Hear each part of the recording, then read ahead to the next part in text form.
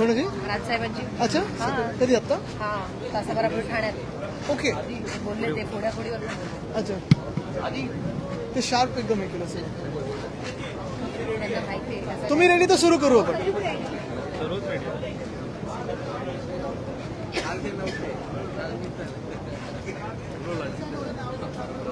तुम्ही विचारा आज मला काय. चेंबूरमध्ये ज्या पद्धतीने एका बालकाचा मृत्यू झाला, झाड कोसळलं आणि त्यातनं दुर्दैवी मृत्यू झालेला आहे, याला जबाबदार कोण? आपण काल जी चेंबूरमध्ये घटना घडली अर्थात दुर्दैवी आहेच, पण आपण साधारणपणे पाहिलं असेल मुंबईमध्ये असेल, महाराष्ट्रामध्ये असेल, संपूर्ण देशामध्ये गेल्या 1-1.5 वर्षात आपण अनेक बातम्या अशा पाहतो कुठे मेट्रोची स्लॅब कोसळून खालती कोणीतरी चिरडलं गेलेलं आहे, कोणी गाडी चालवत असताना रिव्हर्समध्ये गेलं आणि बॅरिकेड नसताना कुठच्या तरी खड्ड्यात पडून गेलेलं आहे.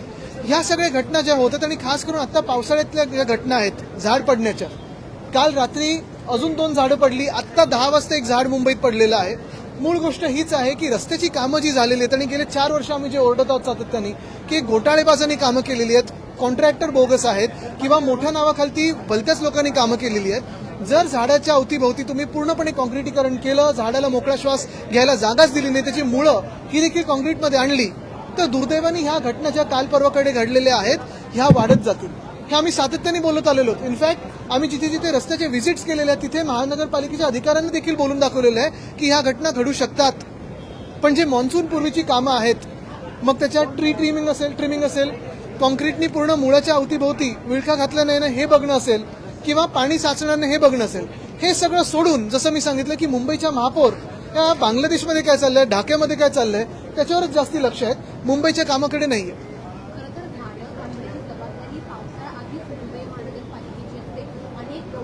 ट्री ट्रिमिंगचं असेल, नालेसफाईचं असेल, अनेक आमदार सातत्याने बोलत आहेत, आम्ही देखील बोलत आहोत. आणि नुसतं ट्री ट्रिमिंग नाही तर जे कॉन्क्रिटीकरण झालेलं आहे, उठसूट सगळीकडे कॉन्क्रिटीकरण झालेलं आहे, मुळांच्या अवतीभोवती जेव्हा कॉन्क्रिटीकरण होतं तेव्हा ते झाड धोकादायक होतं. हा बेसिक कॉमन सेन्स आत्ताच्या शासनामध्ये नाहीये.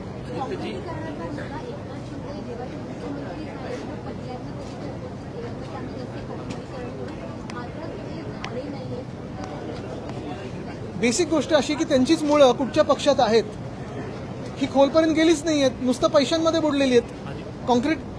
कॉन्ट्रॅक्टरांच्या पैशांमध्ये बुडलेली ह्यांची सगळी जी मुळं आहेत ती आता तुम्हाला दिसते की ती झाड त्यांचं नाजूक आहे, बाहेरून सपोर्ट घ्यायला लागतोय, बाहेरून त्यांना अजून बांबू लावून घ्यायला लागतं त्यांच्याच भाषेत. ज्या प्रकारे सध्या जी झाडं पडताना पाहायला मिळत आहेत अशाच प्रकारची आज सुद्धा पडताना पाहायला मिळाली होती. अनेकांना जीव गमवायला काय पावसाळ्यात जेव्हा सुरुवात होती त्यावेळेला अशा प्रकारचे मृत्यू होते. थांबणार कधी? कारण थांबणार जेव्हा कॉमन सेन्स या शासनामध्ये येईल. आपण पाहताय गेले 4 वर्ष आम्ही जे कॉन्क्रिटीकरणचा घोटाळा त्याच्या विरोधात बोलत आहोत. आता पण जर पाहिलं तर सर्रासपणे सगळीकडे कॉन्क्रिटीकरण चालू आहे. रस्त्याचं कॉन्क्रिटीकरण एका बाजूला, पण जेव्हा तुम्ही फुटपाथ किंवा रस्त्याच्या अवतीभोवती जेव्हा झाडं असतात आणि त्या मुळांच्या तिथे तुम्ही जेव्हा कॉन्क्रिटीकरण करता तेव्हा ती झाडं नाजूक होतात. अनेक ठिकाणी आपण पाहिलं असेल, परवा पण मी वरळीत एक चक्कर मारत होतो, त्या 2 झाडांना देखील मी पॉईंट आउट करून दिलेलं आहे की अरे बाबा तुम्ही हे करताय पण ह्या झाडांना तर वाचवा, त्यांची मुळंच बाहेर आली आहेत आणि मग ते वाकायला लागलीत झाडं. सचिन अहिर यांना अनेक जण त्याच्यात प्रतिक्रिया काय? महत्वाची गोष्ट म्हणजे मिंदेंच्या पक्षामध्ये जे खूप इच्छुक होते, आता त्याच्यात कॅटेगरीज आहेत, ज्युनियर गद्दार कोण, सिनियर गद्दार कोण, सुपर सिनियर गद्दार कोण. आता मिंदेंच्या टोळीमध्ये जे कोणी पळून गेले होते ते आता विचारतात आम्हाला कधी काय मिळणार.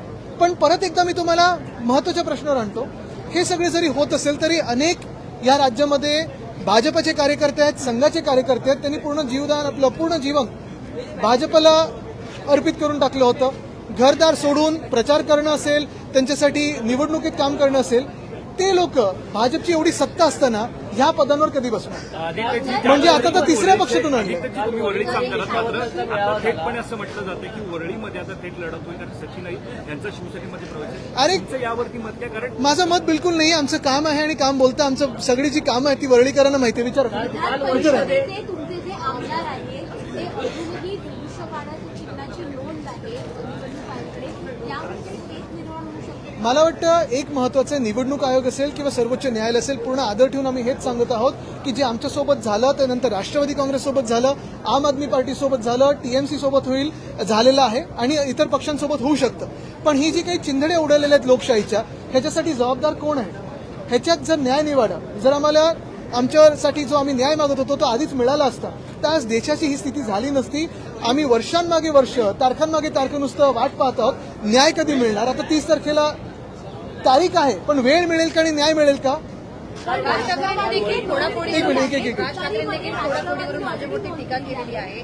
त्यांचं असं म्हणणं आहे की पत्त्यांचा आता एक बंगला बांधला जातोय, सगळ्यात खालचा पत्ता मोदी आहे, ते जर एकदा निघाले की सगळे पत्ते खाली पडतील, बंगला सुद्धा पुढे. कसं मुख्य गोष्ट हीच आहे, ते बोलतात ते एकदम अर्थात बरोबरच आहे, त्यांचं रिडिंग तर तुम्हाला माहितीच आहे. पण त्याच सोबत जे ऑपरेशन देवेंद्र चालू आहे ह्या महाराष्ट्रामध्ये, ते महाराष्ट्रालाच काय देशाला खूप धोकादायक आहे. कारण जी काही एक राजकीय अस्थिरता निर्माण झालेली आहे आपल्या राज्यामध्ये, तुम्ही पहा, तुम्ही साधे नागरिक म्हणून, तर तुम्ही एक मिनिटं पत्रकार आहात, मनातून विसरून जा, आम्ही राजकारणी लोक विसरून जा, पण नागरिक म्हणून जे काही या राज्यामध्ये चाललंय, पक्षांची तोडफोड असेल, पैसे देऊन आमदार विकत घेणं असेल, निर्लज्जपणे ह्या आज बॅनरवर उद्या त्या बॅनरवर माझ्यासोबतच तुमच्यासोबत, हा जो काही निर्लज्जपणा चालला, ही जी काही चोरी चालली आहे, किती राजकारण करायचं, काय त्याला पातळी आहे की नाही, किती खालती जायचं त्याला काही पातळी आहे की नाही. आणि हे सगळं होत असताना देशाची आर्थिक स्थिती काय आहे, राज्याची आर्थिक स्थिती काय आहे, नोकऱ्या आहेत का, तुमचं जीवनमान सुधारतंय का, ह्याच्यावर कुठेही सरकार म्हणून, शासन म्हणून लक्ष नाही देणं. कालच जी घटना घडलेली आहे, एका 11 वर्षाचं मुलाचा जीव गेलेला आहे, पण कुठेही काही चर्चा नाही, नुसतं हंगामा करायचा, आमदार विकत घ्यायचे, पक्ष फोडायचे, हे घाणेरडं राजकारण मिंदेंच्या टोळीने असेल किंवा भाजपने सुरू केलेलं आहे. कुठे ना कुठेतरी ह्याच्यावर आपल्याला विचार करण्याची वेळ आली.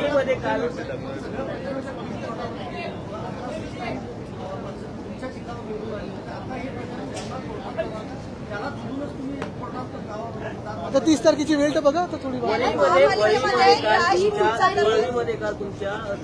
मेळावा पार पडला.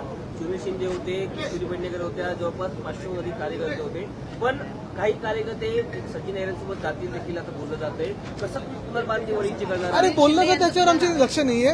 मुख्य गोष्ट हीच आहे की संपूर्ण महाराष्ट्रामध्ये आपण आत्ताचा पण दौरा पाहिला असाल, जे जनता आहे ती उद्धव बाळासाहेब ठाकरे या नावावर विश्वास ठेवते. चित्र असं आहे की वरळी सचिन अहिरे विरुद्ध आदित्य ठाकरे येईल. काय कसं जाऊ दे, त्यांचा कालचा मेसेज थोडा वेगळा होता, पण मुख्य गोष्ट हीच आहे की लढो अथवा न लढो, आमच्या कामावर विश्वास आहे, आमच्या पक्षावर विश्वास आहे आणि जनतेवर विश्वास आहे. मुख्य गोष्ट हीच आहे की तुम्हाला परत एकदा मी एका महत्वाच्या विषयावर आणतो की हे सगळं होत असताना जे आमदार किंवा जे खासदार आज मिंदेंसोबत जात आहेत किंवा भाजपसोबत जात आहेत, त्यांनी जनतेला फक्त एवढं उत्तर द्यावं की जे अयोध्या लुटत आहेत, जे उज्जैनची भूमी लुटत आहेत, तुम्ही त्यांच्या मांडीला मांडी लावून कसे बसू शकता. हे इंग्लिश पण आत्ताच विचारा, नंतर बाहेर नको. ते बघा थांबलेत तिथे. महापालिकेमध्ये आणखी एक भ्रष्टाचार समोर आलेला आहे. ट्राय प्रणालीमध्ये घोटाळा होत असल्याचं समोर आलेला आहे. जो समुद्रकिनारी रीट असतो त्यामध्ये अधिकारी आणि जे कर्मचारी आहेत मोठ्या प्रमाणामध्ये भ्रष्टाचार करत असल्याचं समोर आलं. भ्रष्टाचाराची अनेक प्रकरणं आम्ही लोकांसमोर आणलेली आहेत, पण ह्या शासनामध्ये जर भ्रष्टाचार तुम्ही केला, भाजपच्या सत्तेत जर तुम्ही भ्रष्टाचार केला, तर तुम्हाला मंत्री बनायला किंवा मुख्यमंत्री बनायला अधिकची संधी असते. तर त्या अधिकाऱ्यांनी लवकरात लवकर भाजपाच्या वॉशिंग मशीनमध्ये ऍप्लिकेशन द्यावं. ते कदाचित ऑपरेशन देवेंद्र फडणवीस नंतर मुख्यमंत्री बनू शकतात. त्याच्यावर मी असं पत्र आता अध्यक्षांना मी लिहिणार आहे, कारण हा सायबर क्राईम आहे. आमदारांचं स्वतःचं फेशियल रेकग्निशनसाठी कुठेही कन्सेंट न घेता तुम्ही आमचं फेसेस म्हणजे आमचे चेहरे वापरलेले आहात त्याच्यावरनं फेशियल रेकग्निशन करतात, पण उद्या जर ह्याचा डीप फेक झाला किंवा कोणाचा बँक अकाउंट किंवा कोणाचा फोन हॅक झाला तर ह्याला जबाबदार कोण असतील? अध्यक्ष असतील का, ज्यांनी निर्णय घेतला, की कुठच्या कंपनीकडे आहे, फायरवॉल काय लावले तुम्ही, पासकोड काय लावले, सिक्युरिटी काय, ह्याच्यावर खरं तर हे सायबर क्राईम आहे मोठं.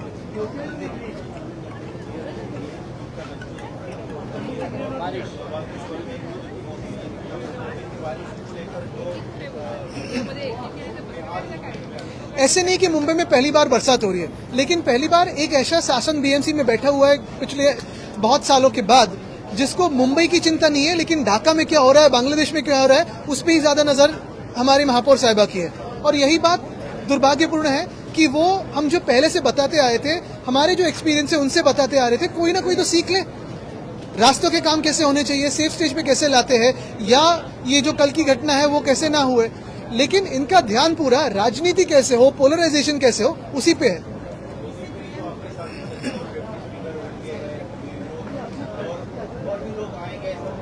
बिल्कुल, जिसको जिसको भाजपा का अयोध्या की लूट और उज्जैन की जो भूमि की लूट है वो मान्य है, वो भाजपा और मिंदे के साथ जाए, क्योंकि जो हिंदुत्व के खिलाफ है वही तो भाजपा के साथ आज जा रहा है.